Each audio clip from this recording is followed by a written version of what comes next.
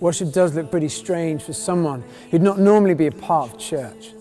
Even if they're used to singing in a church, we all have different styles and different songs, so it certainly isn't a given that people will get what's going on.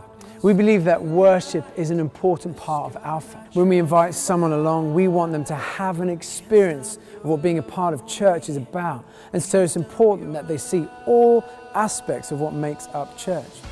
There's never an easy time to invite people into worship. It's always kind of awkward. And we found that because it's always awkward, we might as well get over it at the beginning and allow the guests to get used to it as part of the process. We often make a bit of a joke of it. The worship leader on the first night will say, "Hi, I'm your worst nightmare," a Christian with a guitar. Normally gets a few laughs and acknowledges the awkwardness of the situation. What we found is that many people at the beginning of Alpha think the worship is the worst bit, but it's often the same people at the end of Alpha say that it's the very best bit. We don't force anyone to sing, and it's totally okay for people to stand, to sit, to do whatever makes them feel comfortable. But by the end, most of the guests understand at least what's going on, and best of all, really enjoy joining in with the songs. Obviously, it depends on your context as to whether worship makes sense.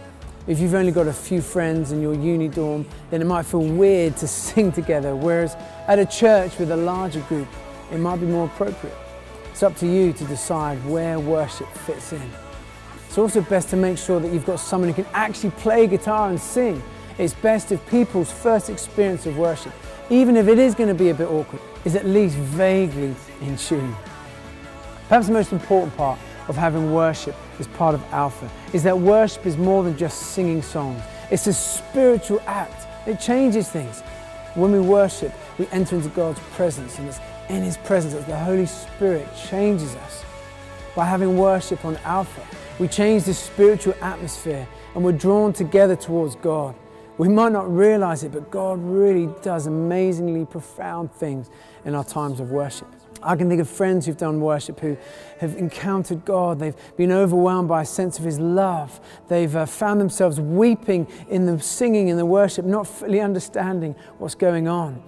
Friends who talk about kind of walking to work and finding themselves singing these songs, huge amounts of joy and excitement as they allow God to change them. God is real, and when we worship Him, He draws near and we encounter Him afresh.